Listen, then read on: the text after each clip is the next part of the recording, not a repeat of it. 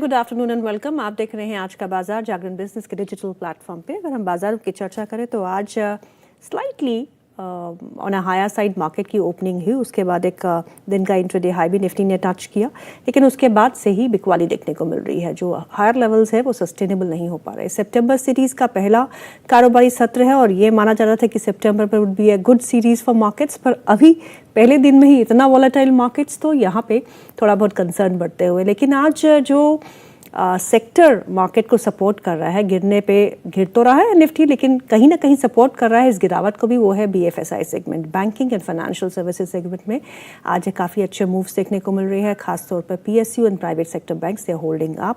Life insurance से जुड़ी हुई कंपनियां भी आज अच्छा कर रही हैं और कार्ड से जुड़ी हुई कंपनियां भी आज अच्छा कर रही हैं। तो कहीं ना कहीं बीएफएसआई सेगमेंट की बात करते हैं तो that is holding up the markets.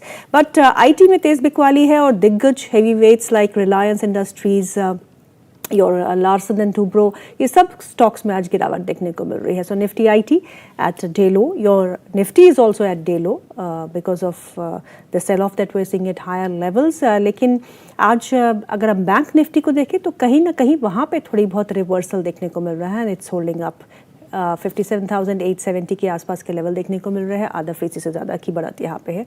आज की क्लोजिंग पे ध्यान देना होगा कि ये सपोर्ट करता भी है नहीं, पर रिकवरी सिर्फ इस समय निफ्टी बैंक में देखने को मिल रही है।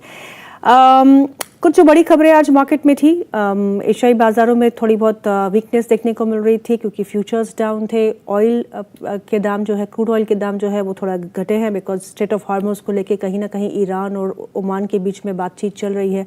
वहीं ट्रंप के कुछ स्टेटमेंट आए थे जिसके बाद कल तेज़ गिरावट हमने क्रूड ऑयल के दामों में देखी थी।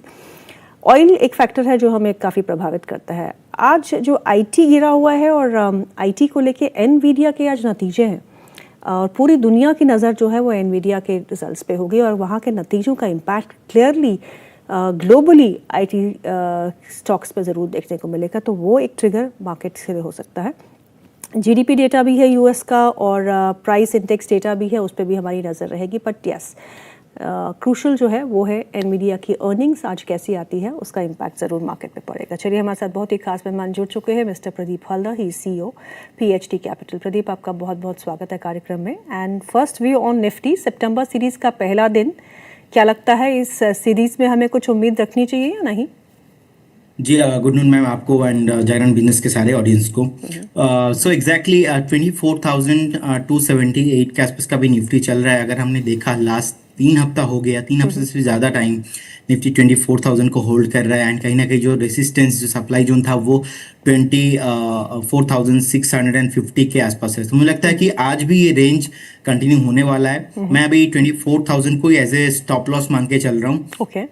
चार्ट में अभी कोई बड़ा कोई डिसरप्शन या तो कोई बड़ा ब्रेकडाउन ऐसा कुछ भी नहीं दिखाई दे रहा है। मुझे लगता है कि मार्केट एक थोड़ा कंसोलिडेशन रेंज के अंदर है, तो यहाँ पे रहना चाहिए।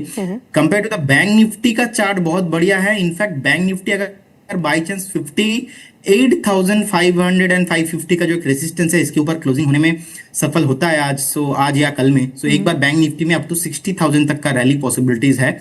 सो बैंक निफ्टी अभी का जो टारगेट इमीडिएट लेवल पे होना चाहिए वो रहेगा 58,200 के लेवल के आसपास। तो निफ्टी बैंक निफ्टी दोनों अच्छा लग रहा है, स्पेशली बैंक निफ्टी और ज्यादा बढ़िया लग रहा है। लेकिन अभी भी मार्केट थोड़ा टाइम चाहिए होगा, ज्यादा कुछ एग्रेसिव बाइंग या सेलिंग नहीं करना चाहिए। मार्केट ठीक ठाक रेंज बाउंड के अंदर ही चल रहा है। अगर हम निफ्टी के गेनर्स को देखिए तो कोटक महिंद्रा बैंक यहाँ सबसे ऊपर है, करीबन 3% का इजाफा है। एचडीएफसी लाइफ 2.5% ऊपर है। एक्सिस बैंक, एसबीआई लाइफ में भी एक अच्छा मोमेंटम देखने को मिल रहा है। आईसीआईसीआई बैंक 1% ऊपर है। लेकिन एचडीएफसी बैंक जो है वो अपने आप को कभी ना कभी कहीं ना कहीं होल्ड करने की कोशिश कर रहा है क्योंकि बहुत सारी न्यूज़ डेवलपमेंट्स जो है इस स्टॉक में होती रहती है, सस्टेन नहीं कर पाता हायर लेवल्स पे। अगर हम प्राइवेट सेक्टर बैंकिंग स्पेस की बात करें प्रदीप, यहाँ पे आपको क्या पसंद है? और अगर हम पीएसबीज की बात करें यानी कि पब्लिक सेक्टर बैंक्स की बात करें तो वहाँ काफ़ी अच्छा एक मोमेंटम जो है हमको bank of Maharashtra, union bank, Indian bank के स्टॉक पे देखने को मिल रहा है।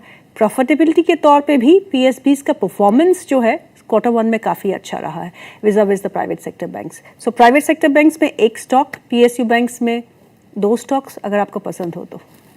देखिए पीएसयू बैंक पे पहले तो मुझे इंडियन बैंक का चार्ट बहुत ही बढ़िया लग रहा है। इंडियन बैंक मुझे लग रहा है कि यहाँ से भी 15 to 20% का शॉर्ट टर्म में एक रैली पेंडिंग है। और obviously Maharashtra bank, bank of Maharashtra अगर हम देखेंगे आज ही जो है रिसेंट न्यूज़ आ रहा है कि एफएनओ में शामिल हुआ है।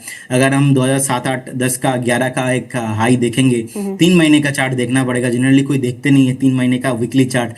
अगर आप 3 महीने का वीकली चार्ट में देखेंगे तो आपको मिल जाएगा 94 95 के आसपास का एक रेसिस्टेंस। तो कहीं ना कहीं जब तक वो रेसिस्टेंस क्रॉस होके सस्टेन नहीं करेगा, मुझे लगता है कि ऐसे कुछ बड़ा रैली पॉसिबल नहीं है। लेकिन जिस तरीके से अभी 80 के आसपास का एक बेस बनाया, आई थिंक ये स्टॉक 89 उसके बाद 93 तक का एक पॉसिबिलिटीज है। एक स्टॉप लॉस 76 के आसपास का मेंटेन करके चलना चाहिए। एंड प्राइवेट बैंकों में मुझे अभी जो पसंद आ रहा है वो है एक्सिस बैंक का चार्ट।